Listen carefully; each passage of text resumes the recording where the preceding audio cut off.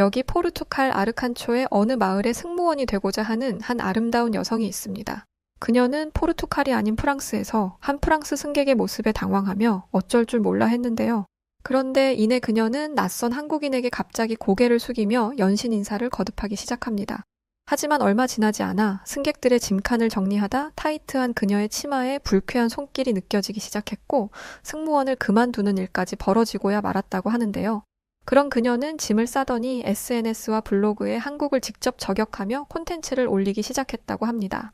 과연 대체 그녀에게 무슨 일이 벌어졌기에 이런 행동을 하고 있는 걸까요? 오늘 사연 시작합니다.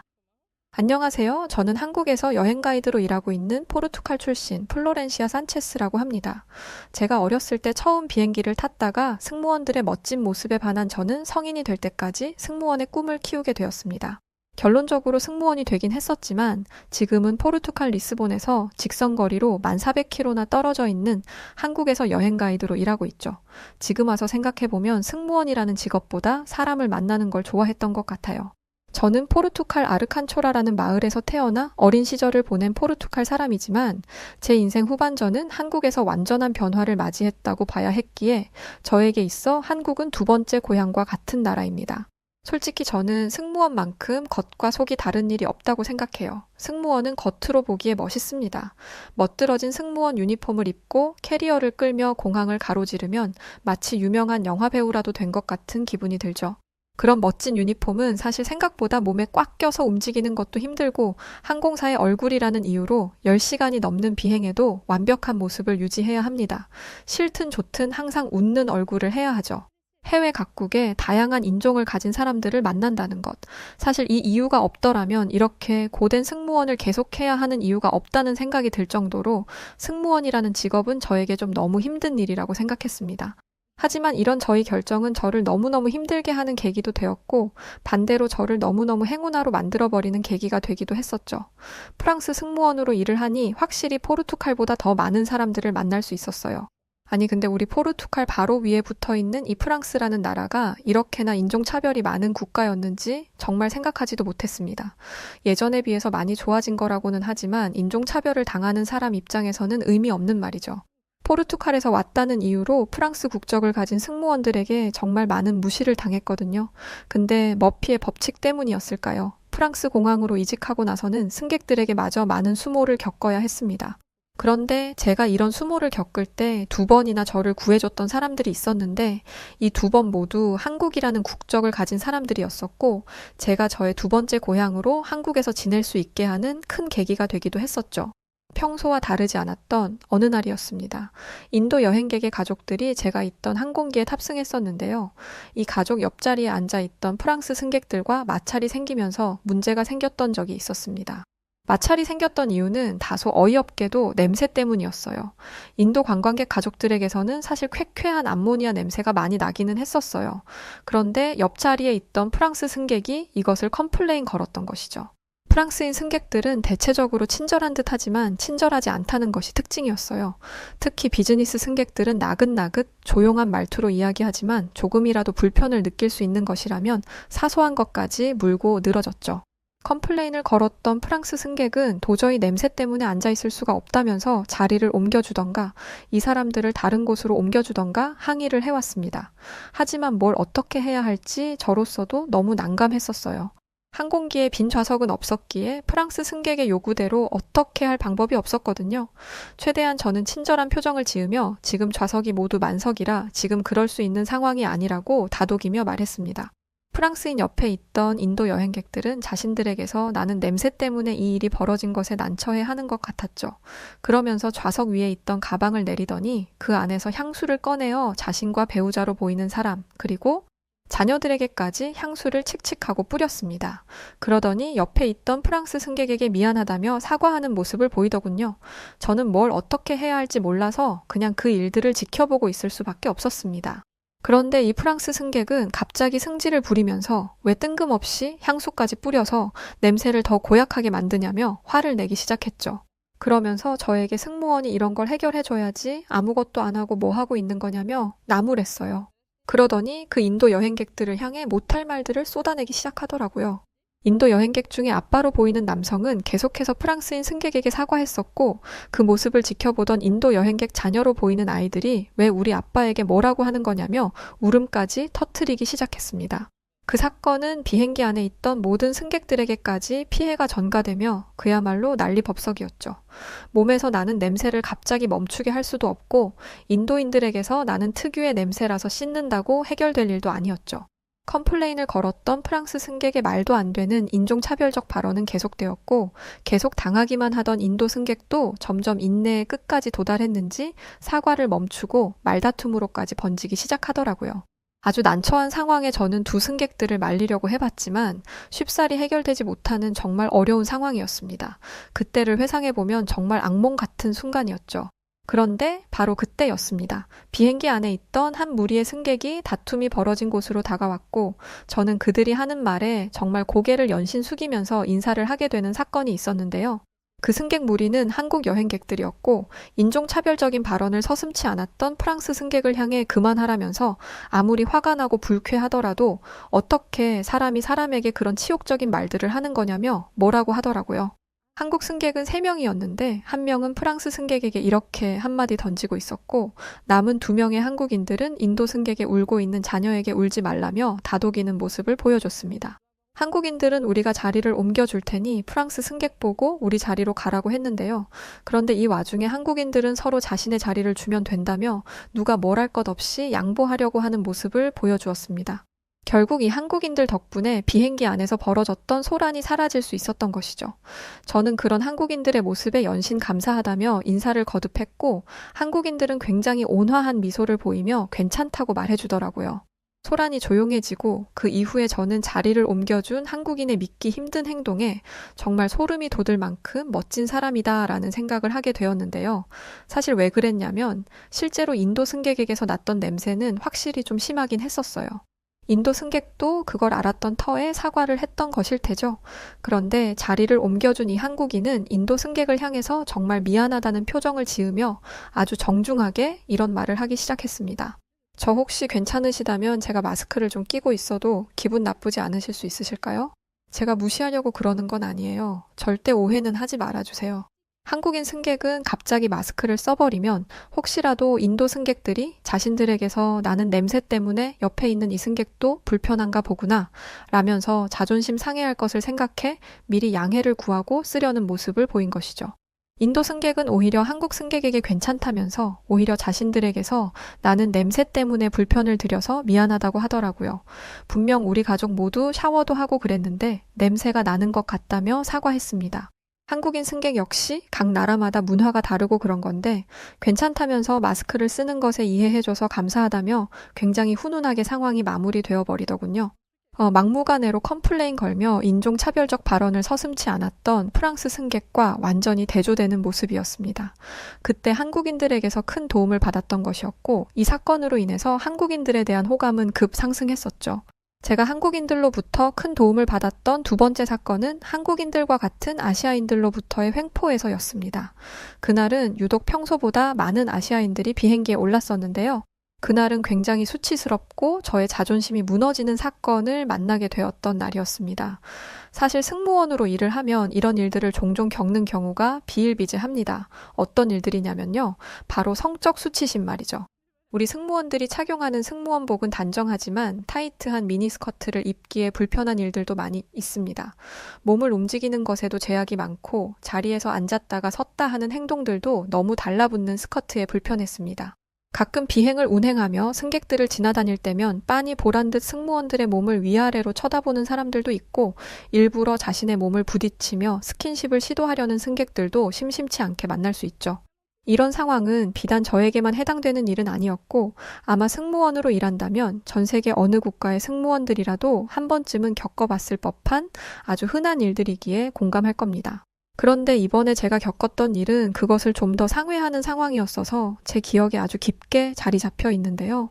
바로 여러 명의 중국인 승객들에게서부터 겪었던 치욕적인 일이었죠. 그날 굉장히 많은 중국인 승객들이 비행기에 올랐습니다. 나이도 대체로 많지 않은 20대 중후반 정도로 밖에 보이지 않는 젊은 분들이었고 모두 남성들이었습니다. 그들은 비행기에 오르면서도 서로 시끄럽게 대화를 하면서 올라탔는데 그동안 많은 해외 여러 사람들을 만나봤지만 이렇게 언성이 높고 시끄러웠던 승객은 본 적이 없을 정도였죠. 또 가지고 온 짐들은 어찌나 많은지 짐칸이 부족할 정도였습니다. 승객들의 탑승이 시작되면 꼭 거치는 관문 중에 하나가 바로 승객들의 짐 문제입니다.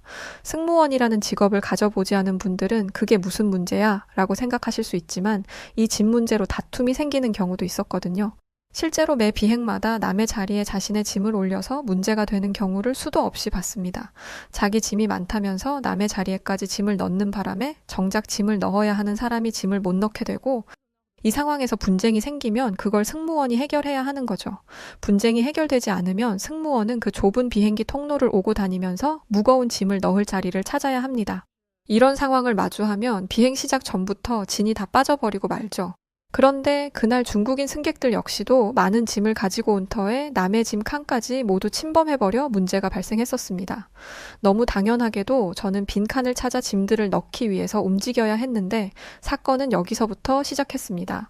타이트한 치마를 입은 상태로 까치발까지 들어가며 짐을 정리하는 것은 무척이나 힘들어요.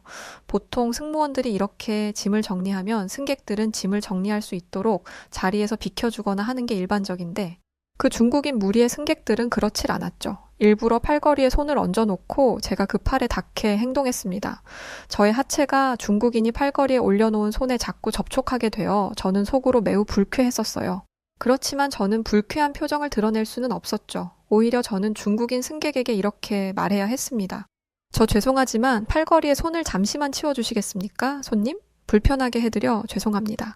중국인 승객은 못마땅한 표정을 지으며 손을 내리긴 했는데 제가 타이트한 치마를 입은 채로 짐을 올릴 때 저의 몸을 빤히 쳐다보고 있는 것이 느껴지더군요. 킥킥대며 웃는 소리도 여기저기 나왔었고요. 순간적으로 너무 수치스러워서 빨리 정리하고 그 자리를 피하고 싶었지만 중국인들의 짐들은 많았고 무거웠습니다. 중국인들은 얼마 지나지 않아서도 내렸던 팔을 다시 팔걸이에 걸치며 저를 계속해서 불편하게 만들었습니다. 저의 하체는 그 많은 중국인들의 손과 팔에 접촉해야만 했었어요. 그런데 바로 그때였습니다. 한 남성 승객이 저에게 다가오더니 말없이 제가 짐을 정리하는 것을 도와주기 시작했죠. 그 승객은 바로 한국인이었어요. 제가 중국인들의 짐을 정리하는 것에 끙끙매고 있자 보다 못한 한국인 남성이 와서 도와준 것이었죠. 한국인 남성의 등장에 중국인들은 못마땅한 표정들을 지으며 빤히 한국 남성을 쳐다보더군요. 한국 승객이 중국인의 짐을 만져 옮기려고 하는데 왜 남의 짐을 만지냐면서 건들지 말라는 중국인 승객도 있었습니다. 심지어 기껏 짐칸에 넣은 짐을 다시 꺼냈다가 다시 집어넣는 알 수 없는 행동들까지 하는 중국인 승객들도 있었죠. 결국 그 일로 말다툼까지 벌어지고 말았었어요. 남의 짐을 왜 만지냐는 그런 이유였죠. 그 소리를 들은 한국인 승객은 하던 행동을 멈추고 가만히 그 중국인을 노려봤습니다. 그리고는 한마디 던졌는데요. 한국인 승객의 말은 이랬습니다. 남이 건드는 게 싫으면 애초에 짐을 똑바로 넣던가 했어야죠. 그것도 아니면 승무원분이 짐을 정리할 수 있게 비켜주던가요. 제가 하는 게 싫으면 직접 하시면 되겠네요. 그랬더니 중국인 승객은 정말 황당한 소리를 늘어놓기 시작하더군요. 남이사 뭘 어떻게 하든 당신이 뭔데 참견인데 난 엄연히 비행기 값을 지불하고 탄 건데 당연히 승무원들이 서비스를 해주는 게 맞지 않아? 뭔데 별 볼일 없는 한국인 따위가 난리야? 그 말을 들은 한국인 승객은 그 중국인 승객에게 아주 무서운 표정으로 정색하며 이렇게 말했습니다. 그럼 별 볼 일 있는 중국인들이 하시면 되겠네요. 말 그렇게 더 하면 별 볼 일 없는 한국인에게 처맞는 수가 있으니 그 입 닫으세요. 그리고 변태 들이세요? 손은 왜 자꾸 팔걸이에 올려놔요? 한국인 승객분의 단호한 모습에 중국인 승객들은 겁을 먹었는지 아무 소리 못했고 한국인 승객의 도움으로 짐을 빠르게 처리할 수 있었습니다. 저는 한국인 승객분께 감사하다며 인사를 했는데 괜찮다면서 웃으며 자리로 돌아가셨죠. 그런데 한국인 승객의 친절과 배려는 이걸로 끝나지 않았어요.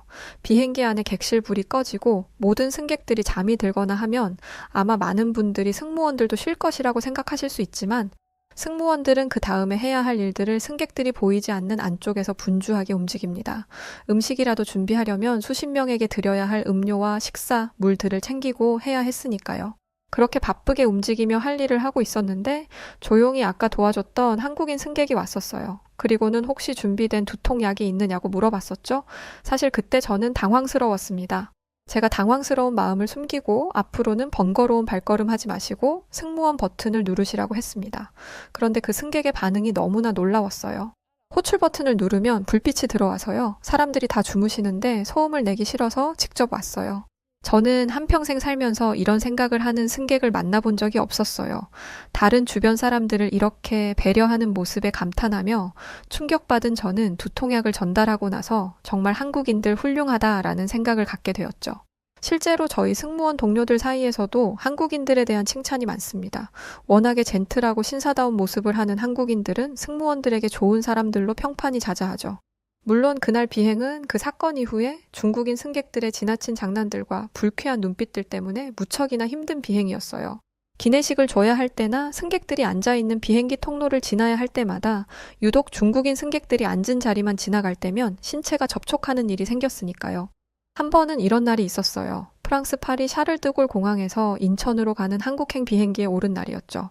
한국인들에 대한 좋은 감정을 가지고 있던 저는 유독 기분 좋은 마음으로 비행을 했었고, 역시나 단 한 번의 컴플레인 없이 한국에 도착할 수 있었습니다.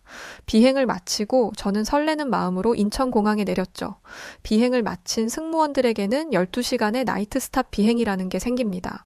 원래 다양한 인종의 사람들 만나는 걸 좋아했었고 거기에 더해 한국인들에 대한 좋은 기억이 있었기 때문이었죠.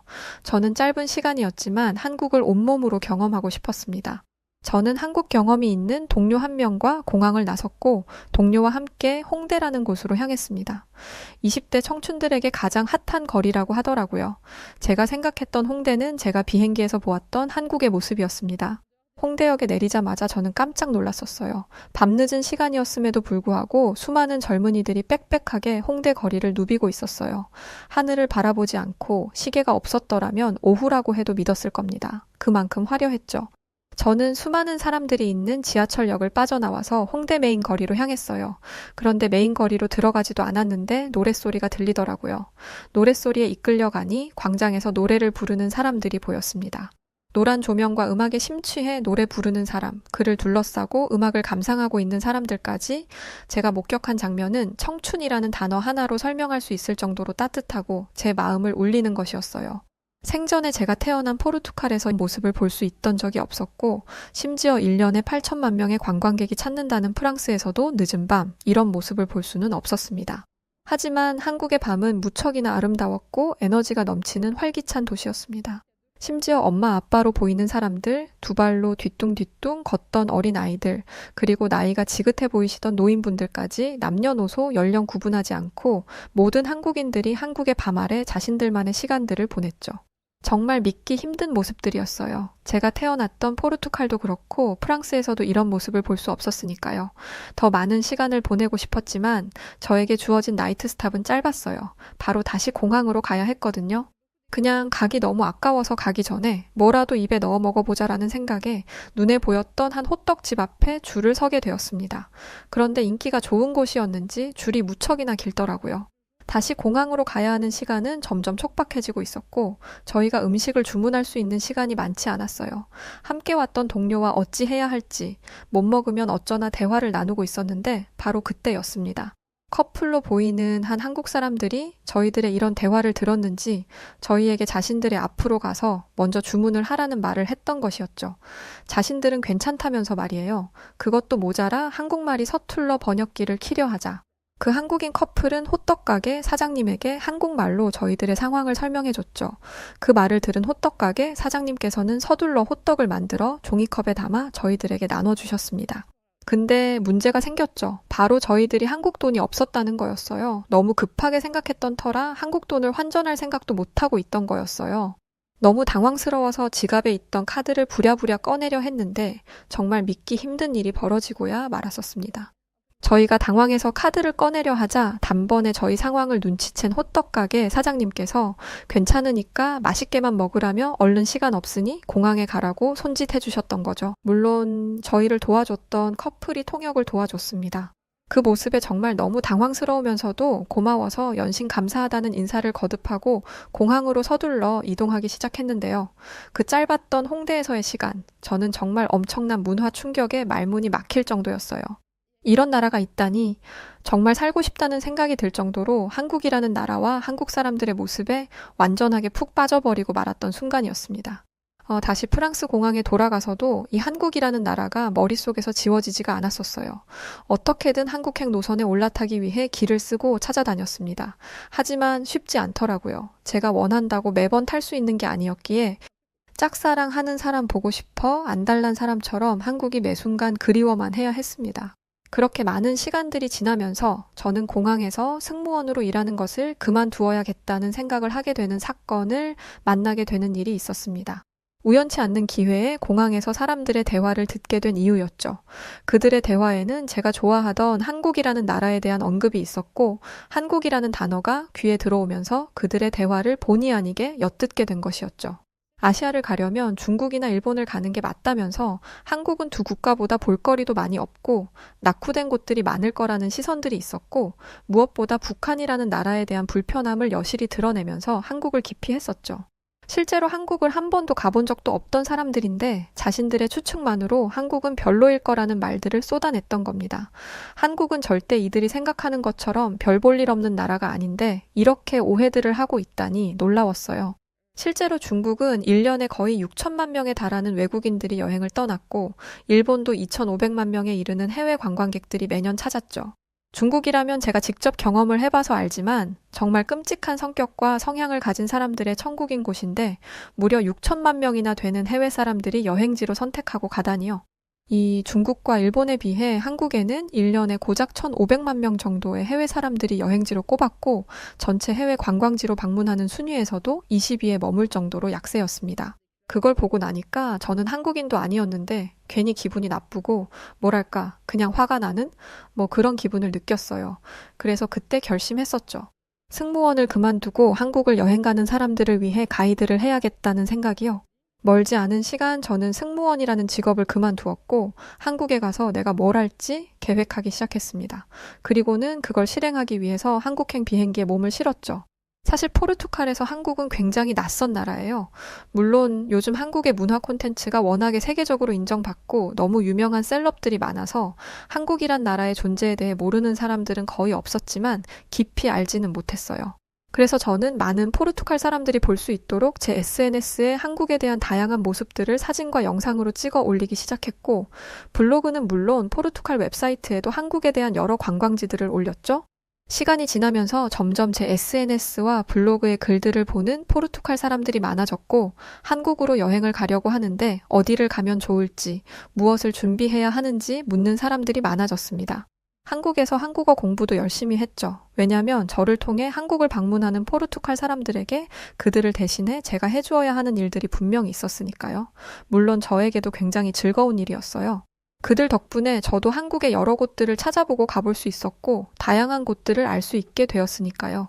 심지어 그게 끝이 아니에요. 한국에서 생활하면서 아주 멋진 한국 남자를 만나기까지 했죠. 지금은 그 멋진 한국 남자와의 결혼을 위해 준비해야 하는 것들이 있어서 포르투갈 본가에 잠시 머물고 있는데요. 결혼 이후에 정식으로 한국에 거주하며 살 계획을 하고 있습니다. 물론 그동안 해왔던 일도 계속 할 거고 말이죠. 이 정도면 제가 말씀드렸던 저의 인생 후반전, 한국이라는 나라를 통해 완전한 변화를 맞이했다고 봐도 되지 않나요? 저에게 한국은 두 번째 고향과 같은 값진 나라이고 또 앞으로도 한국은 사랑할 나라이죠. 저의 벗이 되어준 한국인 예비 남편과 한국에서 행복하고 예쁘게 살아갈 날들을 생각하면 벌써부터 심장이 뛰고 마음이 설레요. 어쩔 줄 모른답니다. 많은 도움과 많은 기회를 안겨준 한국에게 정말 고맙고 한국에서 열심히 살겠습니다. 자, 오늘 사연은 여기까지입니다. 와, 감사 인사는 제가 드리고 싶어요. 우리 한국을 위해서 이렇게 많은 일들을 해주고 계신다니까 너무 고맙고 그런데요. 앞으로 한국에서 정말 아름답고 행복한 인생 후반전 되시도록 힘껏 응원하겠습니다. 사연 보내주신 플로렌시아 산체스 씨 다시 한번 감사드립니다. 네, 그럼 오늘 사연 어떻게 들으셨나요? 오늘 사연이 재밌으셨다면 구독과 좋아요, 알림 설정 부탁드리고요. 사연을 읽어드렸던 저는 여우튜브 송은지였습니다. 더 좋은 영상으로 찾아뵐 것을 약속드리면서 이만 인사드릴게요. 구독자 여러분 고맙고 감사합니다. 그리고 사랑합니다. 당신만의 여우